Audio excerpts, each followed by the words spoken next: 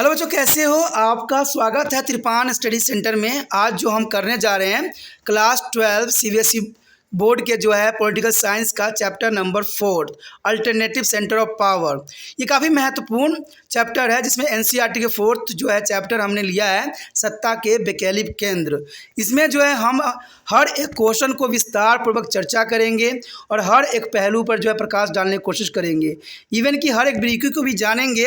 लेकिन आपको पता है क्वेश्चन स्टार्ट करने से पहले एक बात जो मैं हमेशा कहता हूं, जिसको आपको सोचना भी चाहिए, विचार भी करना चाहिए, इवन अमल भी करना चाहिए, वो ये है कि जब भी वीडियो देखिए पूरा देखिए, क्योंकि अधूरा जानकारी सदैव खतरनाक होता है। साथ में एक इंपॉर्टेंट बात ये भी रहता है, अगर आप पहली बार वीडियो देख रहे हो तो लाइक शेयर सब्सक्राइब करना मत भूलना, क्योंकि दोस्तों लाइक कीजिएगा तो बनाने वाले का मनोबल बढ़ता है, सब्सक्राइब कीजिएगा तो इससे ये होता है कि जब भी मैं कोई वीडियो डालूंगा उसका नोटिफिकेशन आपको समय रहते मिल जाएगा। और देखिए शेयर का मतलब ये होता है कि आपके थ्रू ना जाने किन बच्चों को हेल्प मिल जाए, ये आप भी नहीं जानोगे, इसलिए जो है आप शेयर जरूर करो, ठीक है। व्हाट्सएप स्टेटस पे भी लगाओ। दोस्तों एनसीईआरटी सेंटर जो है कई मानने में बहुत से बच्चों के लिए हेल्पफुल है, चाहे वो 8th क्लास हो, 9th 10th 11th 12th हो, चाहे वो एनआईएस बोर्ड के बच्चे हों, ठीक है, चाहे बीए एमए के बच्चे हो, सभी क्लासों के लिए कुछ ना कुछ जो है त्रिपान सेंटर में उपलब्ध है। तो इसलिए आपके लिए ज़रूरी है कि आप सब्सक्राइब करके इसको चैनल को जो है सेव कर लो, नहीं तो बाद में अगर रिसर्च करोगे तो शायद आपको ये चैनल प्राप्त ना हो।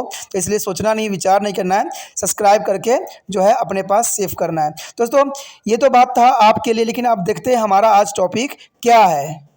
Today we will discussion most important chapter here, 4th alternative center of power. Here are some important questions discussed here.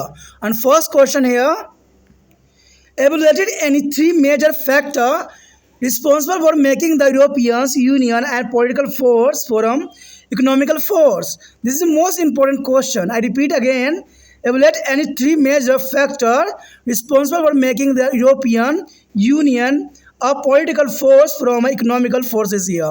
This is the most important question here.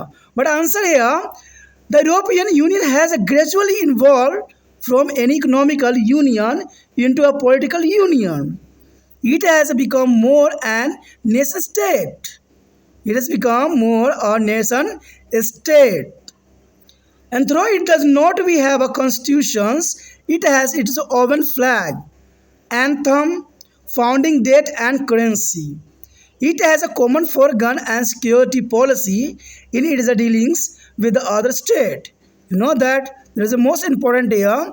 Not have a constitution, it is own flag, anthem, founding date, currency. That's the most important point here. The area of cooperations had been expanded by the European Union through the meetings new members from former Soviet bloc here.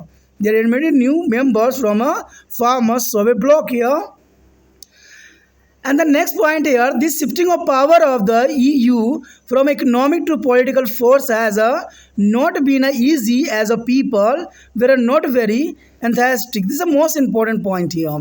And there is also reservation about the including some new countries within a European Union.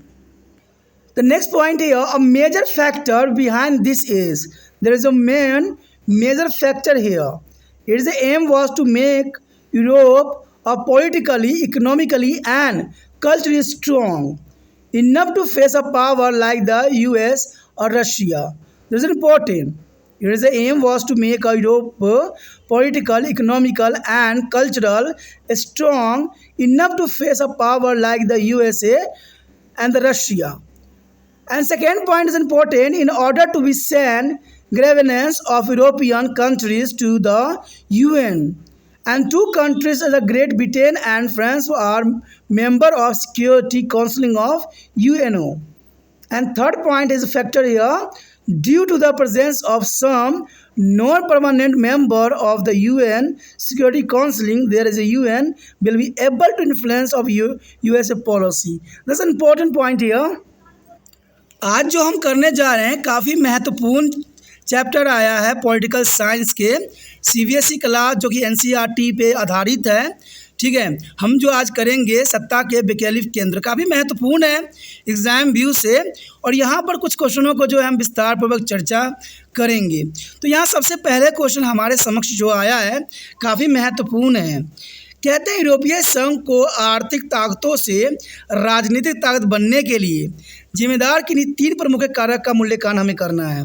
यानी देखा जाए तो यूरोपीय संघ जो थे आर्थिक ताकतों से राजनीतिक ताकत बनने के लिए कौन कौन से जो है कारक थे। कहते हैं दोस्तों किसी भी देश के लिए राजनीतिक ताकत बनने के लिए आर्थिक तौर पे सबसे महत्वपूर्ण होता है वहाँ के नागरिक और वहाँ के संसाधन। कहते हैं अगर संसाधन सही है और नागरिक जो है समझदार है तो जर्नल सी बात है वो कभी भी जो है आर्थिक ताकतों के रूप में बदल सकता है। लेकिन यही बात अगर दूसरी तरफ से अगर हम देखें तो राजनीतिक ताकत जो है विघटित अगर होती है किसी भी देश में तो वहाँ का आर्थिक ताकत के रूप में नहीं बन सकता। अब इसका एग्जाम्पल उदाहरण ले सकते हो। भारत में देखिए यहाँ मल्टी सिस्टम पार्टी है, यानी कई यहाँ पार्टी जो है राज करती है। अब इतने सारे पार्टी होने के कारण जो है भारत की आर्थिक अर्थव्यवस्था कमज़ोर होती चली जा रही है। आप सोचिएगा सरकार हमेशा ये बताती रहती है कि हम आर्थिक तौर पे बहुत मजबूत हुए हैं, लेकिन क्या ये मजबूती आम लोगों में दिखती है? संभवतः ये आप कहोगे नहीं, आम लोग अभी भी 2 रोटी के लिए ही परेशान रहती हैं। तो जर्नल सी बात, हम किस बात पे जो है आर्थिक ताकत के रूप में उभरे हैं? हमारी करेंसी का वैल्यू अभी भी बहुत कम है। आपको पता ही होगा अगर अमेरिका से तुलना किया जाए भारत की करेंसी की तो जर्नल सी बात है आज कहते हैं 60 से भी ऊपर पहुंच चुका है। $1 का वैल्यू जो इंडियन रुपीज़ में देखा जाए तो 60 से ऊपर हो चुका है। तो इसका मतलब है कि भारत की इकोनॉमिक अर्थव्यवस्था अभी भी बहुत ही निम्न स्तर पर ही है, और पहले भी ऐसा था, क्योंकि यहाँ पर जर्नल सी बात है लोगों के लिए काम नहीं किया जाता है। जो राजनीतिक नेता होते हैं अपने लिए काम करते हैं, अपने सीट के लिए काम करते हैं, इसलिए भारत की इकोनॉमिक अर्थव्यवस्था सुचारू रूप से जो है कार्यरत नहीं होती हैं। वहीं पर हम यूरोपीय संघ की बात करें तो यूरोपीय संघ में आर्थिक ताकत से जो है राजनीतिक ताकत बनने के लिए जो है बहुत महत्वपूर्ण कारक है, जिसके बारे में हम यहाँ चर्चा करेंगे और समझने की कोशिश करेंगे। अगर हम यूरोपीय संघ की शक्ति और ताकतों के बारे में बात करें तो पहला पॉइंट ये बताता है कि यूरोपीय संघ धीरे धीरे एक आर्थिक संघ से एक राजनीतिक संघ में विकसित हुआ है और यह एक राष्ट्र राज्य बन गया है। यानी देखा जाए तो यूरोपीय संघ काफ़ी महत्वपूर्ण है और यह एक जो है राजनीतिक संघ में विकसित होते हुए एक राष्ट्र राज्य बन गया है। हालांकि इसका कोई संविधान नहीं है, यूरोपीय संघ का अपना कोई संविधान नहीं है, लेकिन इसका अपना ध्वज अवश्य है, राष्ट्रीय गान भी है और स्थापना तिथि और मुद्रा भी इनके पास है, यानी करेंसी भी इनके पास है। अन्य राज्यों के साथ व्यवहार में इसकी एक सामान्य विदेश और सुरक्षा नीति भी है। तो यूरोपीय संघ जो है वहाँ की राजनीतिक ताकत काफ़ी महत्वपूर्ण है, इसीलिए वहाँ पर आर्थिक ताकत बनना बहुत ही आसान बन जाता है। पूर्व में जो है सोवियत गुट ने से नए सदस्यों को शामिल करके यूरोपीय संघ द्वारा सहयोग के क्षेत्र का विस्तार भी किया। ये काफ़ी महत्वपूर्ण पॉइंट यहाँ है कि जो सोवियत संघ के गुट से सदस्यता को शामिल करके यूरोपीय संघ और भी शक्तिशाली बन गया है। यदि अगला पॉइंट को हम देखें तो यह साफ करता है कि यूरोपीय संघ की सत्ता का आर्थिक से राजनीतिक सत्ता में स्थानांतरित आसान नहीं रहा, क्योंकि लोग बहुत ही उत्साहित नहीं थे। यानी यूरोपीय संघ की सत्ता का आर्थिक से राजनीतिक सत्ता में स्थानांतरण आसान नहीं था, लोग बहुत ही उत्साहित थे। यूरोपीय संघ में कुछ नए देशों को शामिल करने के लेकर भी आपत्तियां हैं, तो ये काफ़ी महत्वपूर्ण है। कुछ कहते हैं इसमें कुछ खामियां भी देखने को मिला है कि यूरोपीय संघ में कुछ नए देशों को शामिल करने के लेकर भी आपत्तियां हैं। लेकिन दोस्तों ये बात सच है कि कुछ अच्छा जो करना चाहता है लोग उसको अच्छा करने नहीं देते हैं, और जो अच्छा नहीं करते हो तो ऐसे ही अच्छा लोगों के लिए होते नहीं हैं। भारत में भी ऐसा कुछ देखने को मिला है। देखिए भारत में भी अगर आप देखिएगा तो कुछ अच्छी बात अगर सरकार कर रही है तो लोग उसको, दूसरे पार्टी के लोग जो है उसको नकार रहे हैं। अगर दूसरे पार्टी के लोग कुछ अच्छा कर रहे हैं तो सरकार उसको नकार रही है। ये खामियां हमारे देश को जो है कभी विकास के रास्ता पर ले नहीं जा सकता। इसलिए कहते हैं जो सही है उस बातों का अनुसरण करना सरकार का भी दायित्व है और सभी पार्टियों का भी दायित्व है, क्योंकि सबका उद्देश्य एक ही होता है, आम गरीब जनता। यानी जनता के लिए सभी पार्टी बनती है और जनता के भलाई के लिए ही सोचना प्रत्येक पार्टी का कर्तव्य होना चाहिए, इवन की सरकार को भी। तभी जाके कोई देश जो है शक्तिशाली बन सकता है। और यूरोपीय संघ में भी कुछ हद तक देखा गया कुछ खामियां भी देखी गई। जहां पर यूरोपीय संघ में कुछ देश शामिल हो रहे थे तो उसमें बहुत से लोग ने जो है आपत्ति दर्ज किए। फिर भी इसके पीछे कुछ कारक हैं, उसी कारक के विषय में हम यहाँ विचार करने जा रहे हैं, जो कि 3 पॉइंट के अंतर्गत है। इसके उद्देश्य यूरोप को जो है राजनीतिक, आर्थिक और सांस्कृतिक रूप से इतना मजबूत बनाना था कि वो अमेरिका, रूस जैसी शक्ति का मुकाबला कर सकें।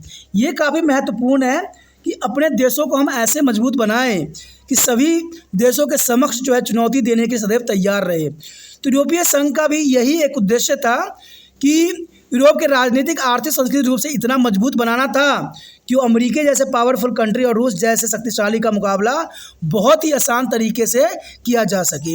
इवन कि यूरोपीय देशों को शिकायतों को संयुक्त राष्ट्र में भेजने के लिए 2 देश यानी ग्रेट ब्रिटेन और फ्रांस यूएनए की सुरक्षा परिषद के सदस्य हैं।